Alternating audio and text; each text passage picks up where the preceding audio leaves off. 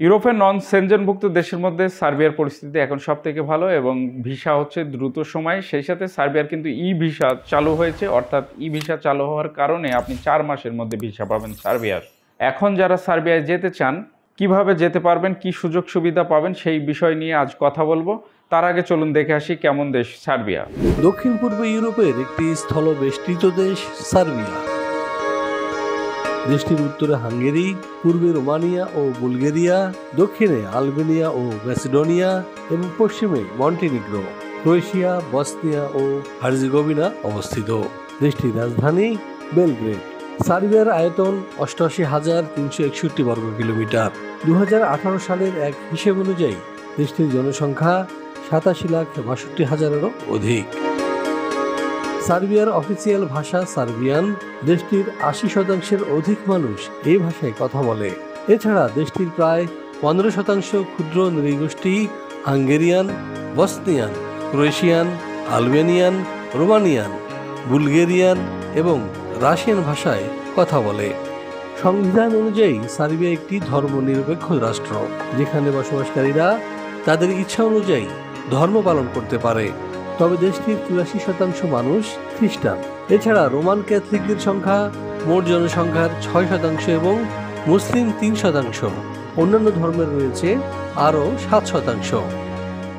সুখী, সমৃদ্ধ, অনিন্দ সুন্দর এই দেশটিতে আপনি যদি যেতে চান তাহলে অবশ্যই লাভবান হবেন। এখন সার্বিয়ায় যাবেন, কি কি কাজ পাবেন এ বিষয়ে এক ঝলক দেখে নেই। ইউরোপের স্বাধীন রাষ্ট্র সার্বিয়া বলকান রুটের প্রধান ট্রানজিট দেশ হিসেবে পরিচিত। দেশটির অর্থনীতির বেশ কিছু খাতে চলছে গুরুতর শ্রমিক সংকট, কেননা প্রতি বছর আনুমানিক 30,000 সার্ব নাগরিক দেশ ছেড়ে চলে যাচ্ছে অন্যত্র। এমন অবস্থায় জরুরি ভিত্তিতে কর্মী নিয়োগ করতে চাইছে সরকার। গণপরিবহন, নির্মাণ ও হোটেল রেস্তোরাঁ সহ বেশ কিছু খাতে হন্যে হয়ে কর্মী খুঁজছে সার্বিয়ার নিয়োগকর্তারা। পর্যাপ্ত কর্মী না থাকায় ঝিমিয়ে পড়েছে পরিচিত এসব খাত। চলতি বছরের ফেব্রুয়ারি থেকে সার্বিয়ায় বিদেশিদের কর্মসংস্থান সংক্রান্ত নতুন আইনের আওতায় ওয়ার্ক পারমিট পাওয়া আগের চেয়েও অনেক সহজ হয়েছে। নতুন এই আইনে রেসিডেন্ট পারমিটের অনুমতি এবং ওয়ার্ক পারমিট পাওয়ার পদ্ধতিকে করা হয়েছে একীভূত। ফলে পুরো প্রক্রিয়া সম্পাদন করতে সময় লাগছে সর্বোচ্চ 2 সপ্তাহ। দেখে নিলেন, জেনে গেলেন সার্বিয়ায় কি কাজ রয়েছে। এখন আপনি এই কাজগুলো যদি করেন, এই সুযোগ সুবিধা পাবেন। সেই সাথে এবার জানা প্রয়োজন এই কাজগুলো করলে আপনি বেতন, স্যালারি কি পাবেন। চলুন দেখে নিই ছোট্ট একটি ভিডিও ক্লিপসে।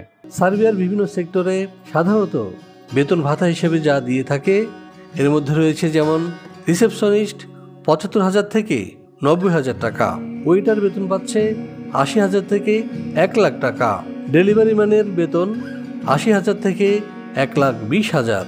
এছাড়াও ড্রাইভিং পেশা যারা যুক্ত হবেন তাদের বেতন 65,000 থেকে 80,000 টাকা।